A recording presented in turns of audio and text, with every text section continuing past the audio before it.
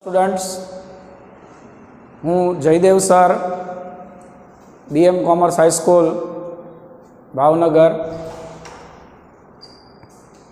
Standard 12 chemistry chapter number 3 એની video lecture સિરીઝમાં આજે આપણું 13મું લેક્ચર છે. આજના લેક્ચરમાં આપણે સેકન્ડરી સેલ એટલે કે જેને આપણે દ્વિતીયક કોષ કહીએ છીએ એની આપણે ચર્ચા કરવાના છીએ. અને આ દ્વિતીયક કોષની અંદર આપણા સિલેબસમાં બે પ્રકારના કોષ છે. એક છે લેડ સંગ્રાહક કોષ અને બીજો છે નિકલ કેડમિયમ સંગ્રાહક કોષ. તો વારાફરતી આપણે આ બંને કોષની ચર્ચા કરીશું. એ પહેલાં આપણે એક વાત યાદ કરી લઈએ કે સેકન્ડરી સેલ એટલે કે દ્વિતીયક કોષ એટલે શું. તો એનો અર્થ આપણે અગાઉના લેક્ચરમાં વાત કરી હતી કે જે કોષનો ઉપયોગ થઈ ગયા પછી એટલે કે ખાલી થઈ ગયા પછી જેને ફરીવાર રિચાર્જ કરી શકાય એને આપણે સેકન્ડરી સેલ કહીએ છીએ. એટલે આજના આ બંને સેલ એવા છે કે જે ખાલી થઈ ગયા પછી એને આપણે રિચાર્જ કરી શકીએ છીએ. તો સૌથી પહેલાં આપણે સમજીએ લેડ સંગ્રાહક કોષ. આ લેડ સંગ્રાહક કોષ એ બીજું કશું નથી પણ એ એક બેટરી છે જે માર્કેટની અંદર એક્સાઇડ બેટરીના નામે ઓળખાય છે. અને આવી ઘણા બધા કંપનીની બેટરી તમને જોવા મળે છે. પણ એક્સાઇડ બેટરી લગભગ તમે બધાએ જોઈ હશે, વાહનોમાં ખાસ કરીને જોવા મળે છે. બીજી ઘણી જગ્યાએ પણ એનો ઉપયોગ થતો હોય છે. તો આ લેડ સંગ્રાહક કોષ છે એ એક પ્રકારની બેટરી છે. હવે એમાં એ બેટરી કેવી રીતે બને એની રચના આપણે સૌથી પહેલાં સમજીએ. તો બોર્ડ ઉપર તમને સમજૂતી માટેનો સાદો ડાયાગ્રામ આપ્યો છે. વિદ્યાર્થી મિત્રો, ટેક્સ્ટબુકની અંદર જે આકૃતિ છે એ થોડી કોમ્પ્લિકેટેડ અને અઘરી હશે. તો એ જ આકૃતિને આપણે સરળ બનાવવાની છે. તો તમે બોર્ડ ઉપર જુઓ તો આ એની એક સરળ આકૃતિ મેં બનાવેલી છે કે ભાઈ એક પાત્રની અંદર સલ્ફ્યુરિક એસિડ લીધેલો છે અને એ સલ્ફ્યુરિક એસિડની અંદર આ પીબીની પ્લેટ છે, લેડની પ્લેટ છે જે એનોડ તરીકે વર્તે છે અને બીજી PbO2ની પ્લેટ છે જે કેથોડ તરીકે વર્તે છે. તો આટલી સિમ્પલ એની રચના છે. H2SO4નું દ્રાવણ છે, સાંદ્ર સલ્ફ્યુરિક એસિડ, એમાં પીબીની પ્લેટ એનોડ છે, PbO2ની પ્લેટ કેથોડ છે. હવે આ વિદ્યુત રાસાયણિક કોષ છે એટલે એનોડ છે એ ઋણ હશે અને કેથોડ છે એ પ્લસ હશે. તો આ ચિહ્નોનું પણ આપણે બરાબર ધ્યાન રાખવાનું છે. તો આ થઈ ગયો આપણો લેડ સંગ્રાહક કોષ અથવા તો જેને આપણે બેટરી કહીએ છીએ. પણ હવે આપણે એમ સમજવાનું છે કે જુદી જુદી કંપનીવાળા જ્યારે આ બેટરીનું પ્રોડક્શન કરતા હોય ત્યારે જરૂરિયાત મુજબ એ લોકો આ પ્લેટની સંખ્યાને વધારે છે. એટલે ઓરિજિનલ જે બેટરી છે એ બેટરીની અંદર આવી પીબીની ઘણી બધી પ્લેટ શ્રેણીમાં જોડેલી હોય છે અને એ જ પ્રમાણે PbO2ની ઘણી બધી પ્લેટ શ્રેણીમાં જોડેલી હોય છે. એટલે આપણે મનમાં એવું સમજવાનું છે કે આકૃતિમાં આપણને બંને એક એક પ્લેટ દર્શાવી છે પણ જરૂરિયાત પ્રમાણે આપણે એવી ઘણી બધી પ્લેટ શ્રેણીમાં જોડી શકીએ. તો આ થઈ લેડ સંગ્રાહક કોષની રચના. Very simple. તો તમે સવાલ જવાબ લખતી વખતે આવી સરળ આકૃતિ બનાવશો તો લગભગ તમારા બધા કન્સેપ્ટ તમને સમજાશે.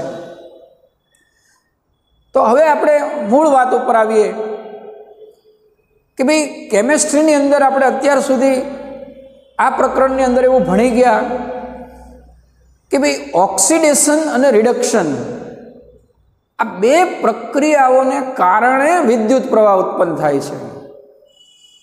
એટલે કેમેસ્ટ્રીની અંદર એ પ્રક્રિયાને સમજવી બહુ મહત્વની છે. આકૃતિ, એનું વર્ણન એ તો લગભગ બધાને આવડતું હોય છે, પણ એની અંદર થતી પ્રક્રિયા જે છે એ કેમેસ્ટ્રીનું હાર્ટ છે. કારણ કે જો અંદર પ્રક્રિયા થશે તો જ એમાંથી આપણને વિદ્યુત પ્રવાહ મળશે. અને એ પ્રક્રિયા આપણને ખબર છે, ઓક્સિડેશન અને રિડક્શન. તો આ બે શબ્દો લગભગ હું તમને દરેક લેક્ચરમાં યાદ કરાવું છું. આ પ્રકરણના સૌથી મહત્વના બે શબ્દો AO કેરી. AO એટલે એનોડ પર ઓક્સિડેશન અને કેથોડ પર રિડક્શન. તો અત્યાર સુધીમાં ઓક્સિડેશન અને રિડક્શનને આપણે ઘણી બધી વાર સમજી ગયા છીએ. ફરી પાછા સમજશું આપણે. તો આપણે જોઈએ કે એનોડ તરીકે અહીંયા કોણ છે. જુઓ તમે, એનોડ તરીકે અહીંયા છે પીબી એટલે કે લેડ. એટલે અહીંયા આપણે લખ્યું લેડ. હવે આ લેડ જે છે એ લેડનું ઓક્સિડેશન થશે. લેડનું ઓક્સિડેશન થશે અને એમાંથી બનશે PbSO4. જુઓ, પ્રક્રિયાને તમારે બરાબર સમજવાની છે કે પીબીનું ઓક્સિડેશન થવાથી PbSO4 બનશે અને માટે પીબીની અંદર SO4-2 જોડાશે, જે આપણને આ સલ્ફ્યુરિક એસિડમાંથી મળશે. સમજો, લેડની પ્લેટ છે, એણે આમાં સલ્ફ્યુરિક એસિડની અંદર જે SO4-2 છે એની સાથે એ પ્રક્રિયા કરે છે, બંને જોડાય છે એટલે PbSO4 બને છે અને વત્તા 2 ઇલેક્ટ્રોન મુક્ત થાય છે, કારણ કે આ ઓક્સિડેશન છે. હવે આ ઘણાને મનમાં થાય કે આ 2 જ ઇલેક્ટ્રોન શા માટે મુક્ત થયા? તો એ પણ તમને મેં અવારનવાર સમજાવ્યું છે કે અહીંયા આ પીબી જે છે એનો ઓક્સિડેશન આંક 0 છે. પીબીનો ઓક્સિડેશન આંક 0 છે, જ્યારે અહીંયા પીબીનો ઓક્સિડેશન આંક +2 છે. 0માંથી +2 એટલે 2 નો વધારો, અને 2 નો વધારો એટલે એનો અર્થ કે 2 ઇલેક્ટ્રોન મુક્ત થાય. તો આ પ્રમાણે ઓક્સિડેશનની પ્રક્રિયા આપણે સરળતાથી યાદ રાખી શકીએ, લખી શકીએ. હવે વાત કરીએ કેથોડની. તો આકૃતિમાં કેથોડ તરીકે કોણ છે? PbO2.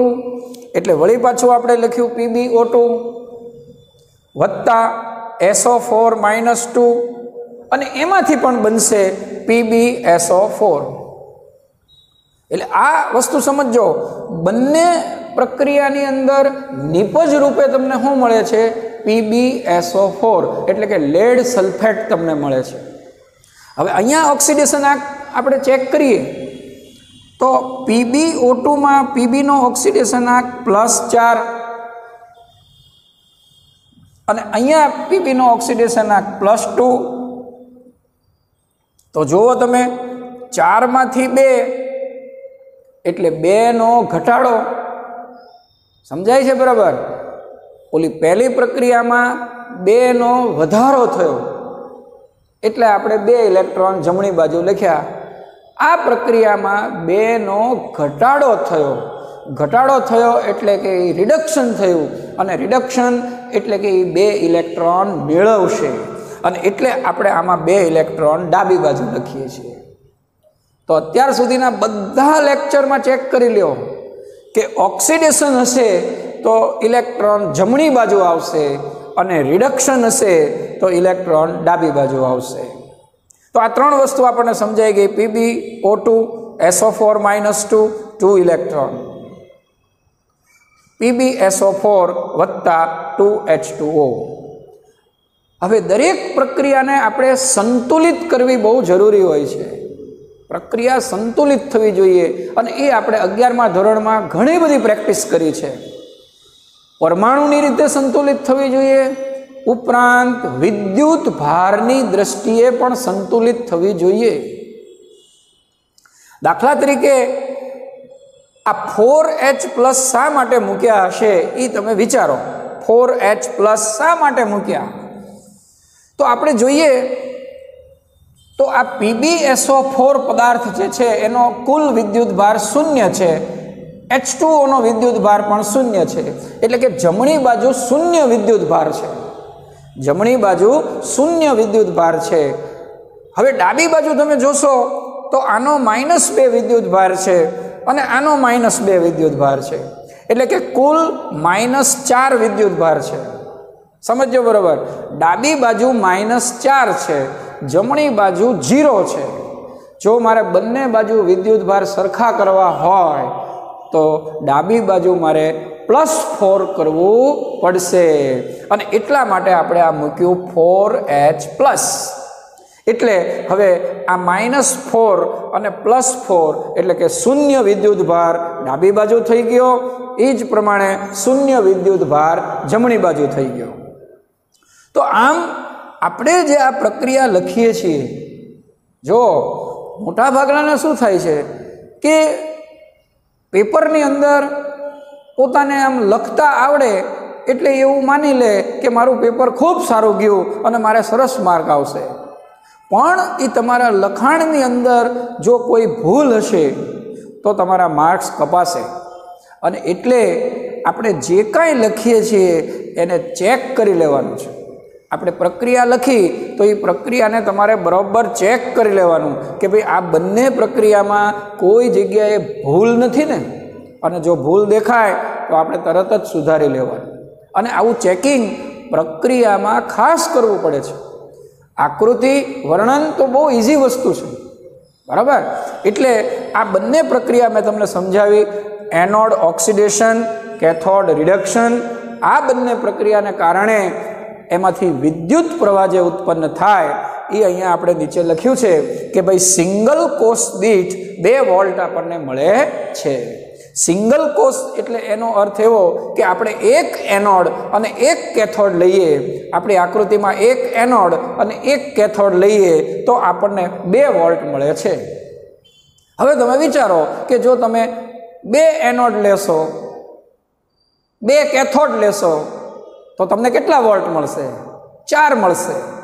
3 લેશો તો 6 મળશે, બરાબર। સિંગલમાંથી 2 મળે તો ડબલમાંથી 4 મળશે, 3માંથી તમને 6 વોલ્ટ મળશે। અને જો તમારે 12 વોલ્ટની બેટરીની જરૂર હોય, 12 વોલ્ટની બેટરીની જરૂર હોય તો તમારે કેટલા એનોડ લેવા પડશે? વેરી ગુડ, 6 એનોડ લેવા પડશે। તમારે 12 વોલ્ટની જરૂર હશે તો આવા 6 એનોડ લેવા પડશે અને સામે એવા 6 કેથોડ લેવા પડશે અને એનું શ્રેણી જોડાણ કરવું પડશે। Is it clear? આનો અર્થ એમ કે જેટલા વોલ્ટેજની જરૂર હોય એ પ્રમાણે એ બેટરીની અંદર વિદ્યુત ધ્રુવોને શ્રેણીમાં જોડેલા હોય છે। અને એટલે માર્કેટમાં તમે જોશો તો જુદા જુદા વોલ્ટેજવાળી તમને બેટરી જોવા મળે છે। તો બેટરીનું ઉત્પાદન કરતી જે કંપનીઓ હોય એ આવી જરૂરિયાત પ્રમાણેની બેટરીઓનું ઉત્પાદન કરતી હોય છે, પણ આપણે યાદ રાખશું સિંગલ કોષ દીઠ 2 વોલ્ટ, એટલે એ પ્રમાણે જેટલા વોલ્ટ જરૂર હોય એવી આખી બેટરી આપણે કન્સ્ટ્રક્ટ કરી શકીએ, બેટરી આપણે બનાવી શકીએ। તો આ વાત થઈ લેડ સંગ્રાહક કોષની કે જેમાંથી આપણને વિદ્યુત પ્રવાહ મળે છે। સમજો હવે બરોબર કે તમે તમારા વાહનની અંદર બેટરી ફિટ કરી અને એ બેટરીનો તમે ઉપયોગ કરો છો, એમાંથી તમને વિદ્યુત પ્રવાહ મળે છે, તો એ વખતની જે પ્રક્રિયાઓ છે એને ઇંગ્લિશમાં કહેવાય છે ડિસ્ચાર્જિંગ પ્રક્રિયા। આ શબ્દ બહુ જ ઉપયોગી છે, ડિસ્ચાર્જિંગ પ્રક્રિયા એટલે કે કોષ જ્યારે ઉપયોગમાં હોય ત્યારે થતી પ્રક્રિયા। તમારા વાહનની અંદર તમે જે બેટરી ફિટ કરી એ જ્યારે વપરાતી હોય, એનો ઉપયોગ થતો હોય ત્યારની પ્રક્રિયાને ડિસ્ચાર્જિંગ પ્રક્રિયા કહે છે। હવે માની લો કે એ બેટરી આપણા વાહનમાં ખાલી થઈ ગઈ, તો આપણને ખબર છે કે વાહનમાં જે બેટરી ફિટ કરીએ એ ખાલી થઈ જાય તો ફેંકી નથી દેવાની, એને આપણે ગેરેજમાં આપીએ તો ગેરેજવાળા એને બાહ્ય સ્ત્રોત સાથે જોડી અને ફરીવાર એને ચાર્જ કરે છે, જેને ચાર્જિંગની પ્રક્રિયા કહેવાય છે। એટલે ગેરેજ જે છે ને એની અંદર ચાર્જિંગની પ્રક્રિયા થાય છે। તમારા વાહનની અંદર ડિસ્ચાર્જિંગની પ્રક્રિયા થાય છે. ડિસ્ચાર્જિંગ એટલે ખાલી થવું, વપરાવું, જ્યારે ચાર્જિંગ એટલે એને ફરીવાર ભરવું. એટલે આ બેટરી માની લો કે ખાલી થઈ ગઈ, હવે એને મારે ચાર્જ કરવી હોય તો મારે એને બાહ્ય સ્ત્રોત સાથે જોડવી પડે કે જેનો વોલ્ટેજ આના કરતાં વધારે હોય. એટલે વધારે વોલ્ટેજ વાળા સ્ત્રોત સાથે આ બેટરીને મારે જોડવી પડે. દાખલા તરીકે હું આવું કોઈ બાહ્ય સ્ત્રોત લઉં, આ એક બાહ્ય સ્ત્રોત તરીકે આ એક બેટરી મેં લીધી, તો આ માઇનસ જે છે એને મારે આ માઇનસ સાથે જોડી દેવાનું છે, આ પ્લસ છે એને મારે પ્લસ સાથે જોડી દેવાનું છે. સમજો હવે બરોબર. આ બાહ્ય સ્ત્રોત છે, બાહ્ય સ્ત્રોત.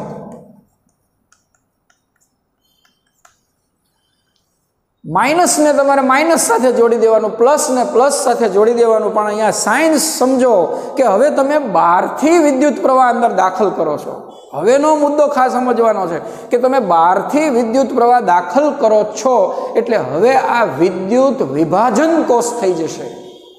જે પહેલા વિદ્યુત રાસાયણિક કોષ હતો એ હવે વિદ્યુત વિભાજન કોષ થઈ જશે.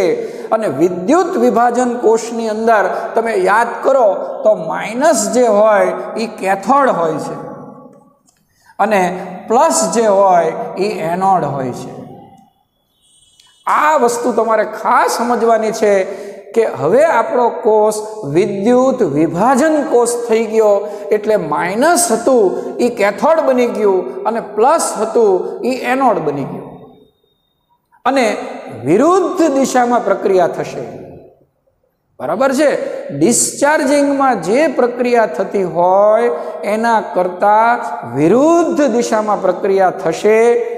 એનોડ હશે એ કેથોડ બની જશે અને કેથોડ હશે એ એનોડ બની જશે.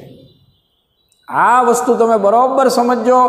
પહેલા આપણે જે લખ્યું છે આ પીળા અક્ષરે જે લખ્યું છે, પીળા અક્ષરે એ વિદ્યુત રાસાયણિક કોષ છે અને નીચે આ વ્હાઇટ અક્ષરે આપણે લખ્યું એ હવે વિદ્યુત વિભાજન કોષ થઈ ગયો.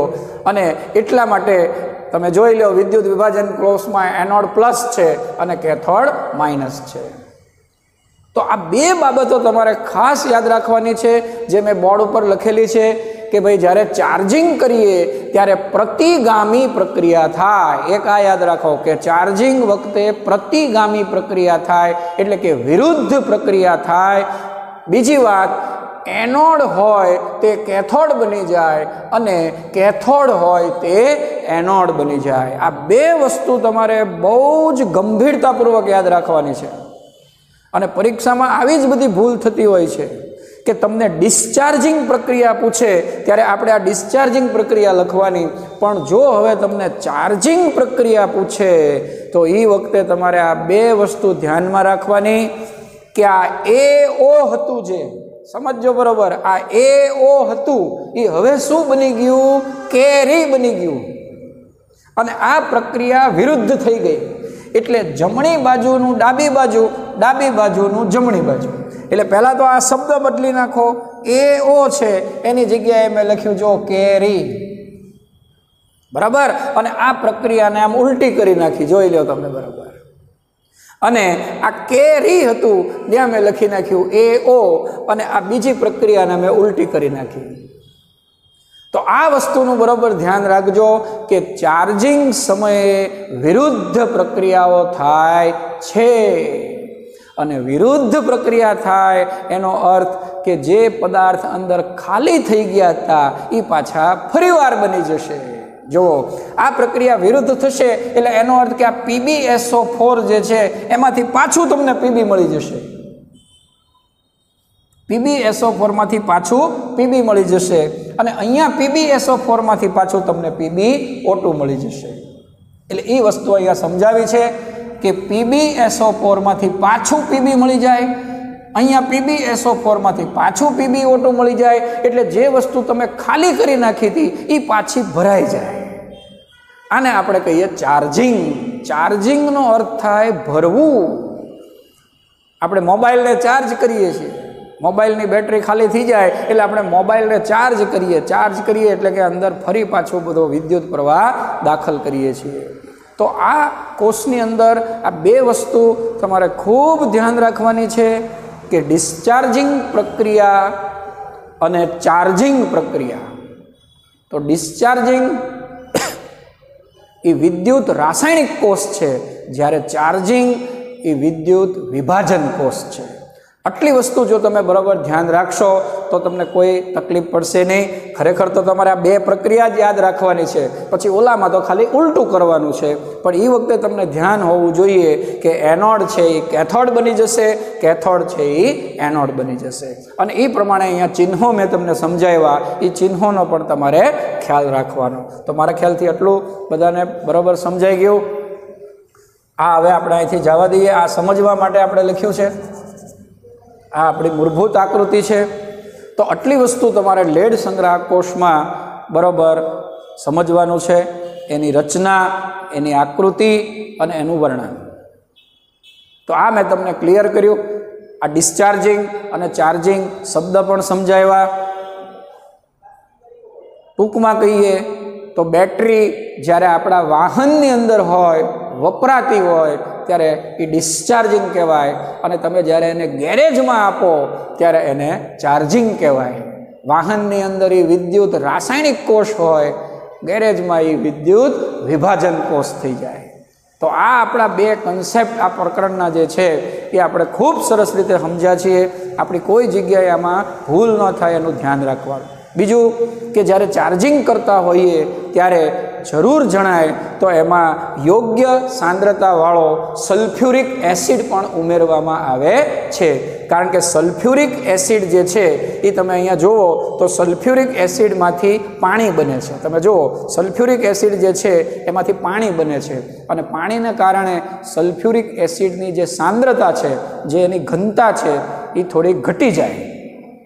અને એટલે જ્યારે ચાર્જિંગ કરીએ ત્યારે જરૂર જણાય તો એમાં યોગ્ય સાંદ્રતાવાળો સલ્ફ્યુરિક એસિડ પણ ઉમેરવામાં આવે છે.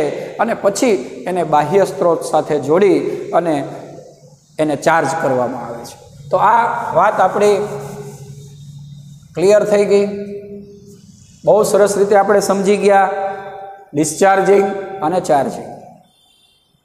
હવે આવો જ એક બીજો કોષ છે જે અત્યારે ખૂબ વપરાય છે, નિકલ કેડમિયમ સંગ્રાહક કોષ, કે જે નિકલ અને કેડમિયમમાંથી બનેલો છે.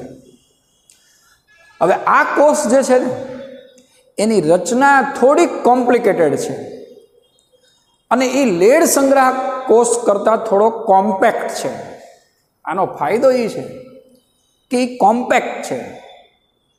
લેડ સંગ્રાહક કોષ થોડો મોટો આવે, બેટરી થોડીક મોટી આવે, જ્યારે આ નિકલ કેડમિયમની બેટરી છે એ સ્મોલ સાઇઝની આવે, એટલે કોમ્પેક્ટ છે. એની રચના પણ થોડીક કોમ્પ્લિકેટેડ છે. ટેક્સ્ટબુકની આકૃતિ જોશો તો ઘણાને સમજાતું જ નથી કે આ આકૃતિમાં શું કહેવા માગે છે. એટલે આપણે એ આકૃતિને અહીંયા સરળ સ્વરૂપે રજૂ કરી છે. તો તમારે આવી બધી આકૃતિ તમારી નોટમાં ડ્રો કરી લેવાની કે ભાઈ એક્ઝામમાં જ્યારે તમે પરફોર્મ કરતા હો ત્યારે તમારે આવી સરળ આકૃતિ દોરવાની છે. તો જોઈએ આપણે આકૃતિ. તો આ નિકલ કેડમિયમની રચના કેવી રીતે થાય? તો એમાં એક આવું પાત્ર છે. જો આ પાત્ર મેં દોર્યું છે, અને એ પાત્રની અંદર આ વચ્ચે તમને જે યલો કલરનું દેખાય છે એ એક નિષ્ક્રિય રોડ છે. સમજો બરોબર. આ વચ્ચેના ભાગમાં એક નિષ્ક્રિય રોડ છે. નિષ્ક્રિય રોડ એટલે દાખલા તરીકે ગ્રેફાઇટ, કે જે પોતે પ્રક્રિયામાં ભાગ લેતો નથી. એટલે આ રોડ એવો છે કે જે પોતે પ્રક્રિયામાં ભાગ લેતો નથી. આટલા બધી આ કોષ આપણે સમજ્યા. તો હવે આપણા મગજમાં એક વાત તો ક્લિયર થઈ ગઈ કે ભાઈ આના મુખ્ય બે અંગ છે. એક છે એનોડ અને બીજો છે કેથોડ. બરાબર? તમે કોઈ પણ કોષમાં જુઓ તો આ બે વસ્તુ હોય છે, એનોડ અને કેથોડ. અને ત્રીજું હોય છે વિદ્યુત વિભાજ્ય. જેમ આમાં આપણે સલ્ફ્યુરિક એસિડ લીધું, એ વિદ્યુત વિભાજ્ય કહેવાય. આમ ત્રણ વસ્તુ હોય છે. આ કોષની રચના કેવી રીતે કરી લોકોએ સમજો બરાબર, કે એમણે આ નિષ્ક્રિય રોડ જે છે એ નિષ્ક્રિય રોડ ઉપર સૌથી પહેલાં એમણે આ એનોડનું પડ છે એ વીંટાળ્યું. જો આ વ્હાઇટ કલરનું જે દેખાય છે એ એનોડનું પડ છે, જે કેડમિયમનું બનેલું છે. એટલે આ નિષ્ક્રિય રોડની ફરતે એનોડનું પડ જે કેડમિયમનું બનેલું છે, અને આ ત્રીજું પડ તમને દેખાય છે, આ યલો ટપકાવાળું, એ કેથોડનું પડ છે જે નિકલ હાઇડ્રોક્સાઇડનું બનેલું છે. અને વચ્ચે આ કેસરી કલરનું તમને જે દેખાય છે, આ કેસરી કલરનું, એ સેપરેટર છે. સેપરેટર એટલે કે જે એનોડ અને કેથોડને સેપરેટ રાખવાનું કામ કરે છે. તો જો ટેક્સ્ટબુકની આકૃતિ આપણને અઘરી દેખાશે, પણ આ આકૃતિમાં તમને ક્લિયર સમજાઈ જશે કે તમારે એક નિષ્ક્રિય રોડ લેવાનો છે અને એ રોડની ફરતે 3 પડ વીંટાળવાના છે. દાખલા તરીકે હું તમને સમજાવું તો આ માની લો કે એક નિષ્ક્રિય રોડ છે, તો એની ફરતે એક એનોડનું પડ તમારે વીંટાળવાનો છે. આમ એની કન્સ્ટ્રક્શન થાય છે કે આ નિષ્ક્રિય રોડ એની ફરતે એનોડનું પડ તમે વીંટાળી દો. એનોડનું પડ વીંટાળ્યા પછી બીજું સેપરેટરનું પડ વીંટાળી દો. સેપરેટર પછી કેથોડનું પડ વીંટાળી દો. આ તમારો કોષ બની ગયો.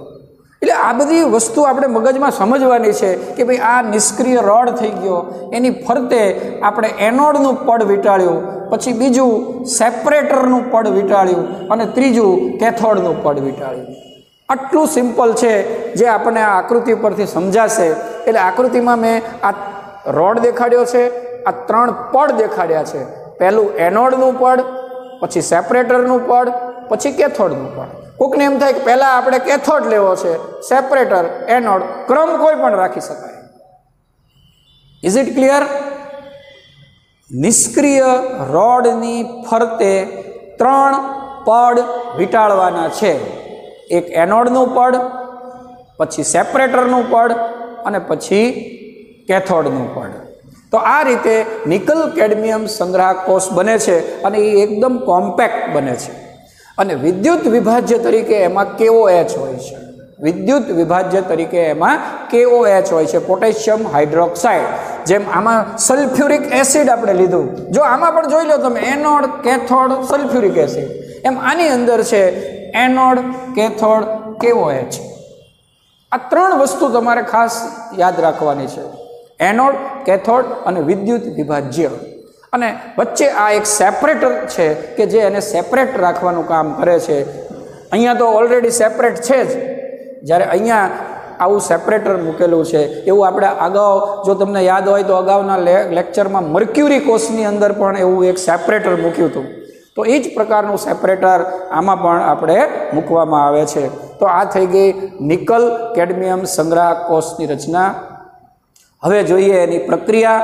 તો પ્રક્રિયામાં આપણને ખબર છે AO કેરી. વળી પાછા આ જ શબ્દો આવ્યા, AO કેરી. તમે આકૃતિમાં જુઓ કે ભાઈ એનોડ કોણ છે, તો આ વસ્તુ આપણે ભૂલવાની નથી કે એનોડ કોણ છે? CD. એટલે એનોડ ઉપર આ CD લખ્યું, એનું ઓક્સિડેશન થશે એટલે CDO બનશે. વળી પાછું જોઈ લો, 0 માંથી +2 થયું. આ વસ્તુ આપણે ખાસ બધી જગ્યાએ સમજવાની છે કે CD છે એ 0 માંથી +2 થયું એટલે એણે 2 ઇલેક્ટ્રોન ગુમાવ્યા. 0 માંથી +2, 2નો વધારો એટલે 2 ઇલેક્ટ્રોન ગુમાવ્યા. અને સંતુલન કરવા માટે આપણે આ 2OH- મૂક્યા, અહીંયા આપણે H2O મૂક્યું. તો આ સંતુલન કરવા માટે મૂકીએ છીએ આપણે. એ આપણે 11માં ખૂબ સરસ રીતે સમજ્યા છીએ.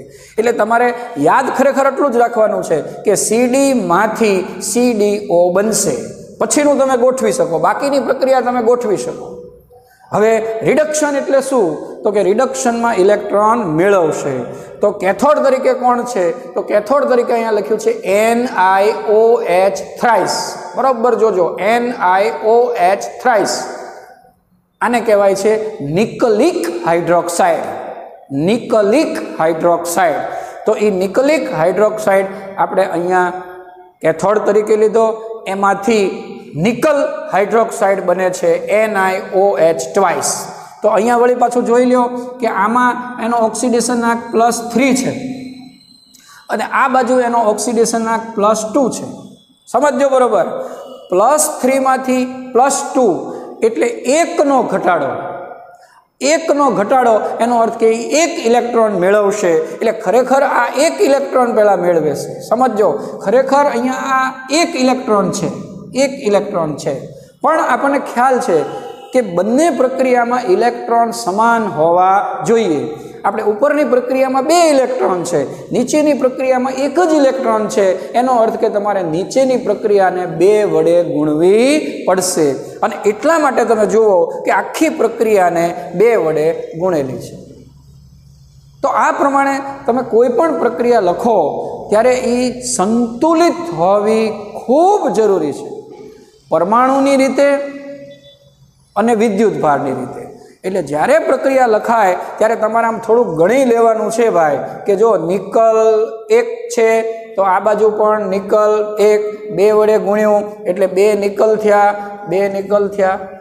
પછી OH 3 વખત છે તો OH 2 વખત, આ OH તમે જો ગણશો તો 2 દુ 4, 4 ને 2 6, એટલે કે આ બાજુ 6 વખત OH છે તો અહીંયા પણ તમે જુઓ 3 દુ 6 વખત OH છે। આ બાજુ 2 ઇલેક્ટ્રોન માઇનસના છે, આ બાજુ 2 OH માઇનસ છે। આમ આ બંને પ્રક્રિયાઓ જે આપણે લખીએ એ પરમાણુ અને વિદ્યુત ભાર બંનેની રીતે સંતુલિત છે। છેલ્લે એનો વોલ્ટેજ આપણે જોઈએ તો આ નિકલ કેડમિયમ સંગ્રાહક કોષમાંથી આપણને 1.4 વોલ્ટ મળે છે। આ લેડ સંગ્રાહક કોષની સરખામણીમાં આ નિકલ કેડમિયમ સંગ્રાહક કોષ જે છે એ કોમ્પેક્ટ છે, એનું આયુષ્ય પણ વધારે છે। આની સરખામણીમાં આનું આયુષ્ય પણ વધારે છે, પણ આનો ઉત્પાદન ખર્ચ થોડો વધારે છે અને એટલે લેડ સંગ્રાહક કોષ વધુ ઉપયોગમાં લેવાતો હોય છે। નિકલ કેડમિયમ કોષ આપણને બહુ ઓછી જગ્યાએ જોવા મળે છે। તો આજના આ બંને સેકન્ડરી સેલ છે એ આપણે સરસ રીતે સમજી ગયા। હવે પછીની વાત આપણે નેક્સ્ટ એપિસોડમાં કરશું। Thanks to all.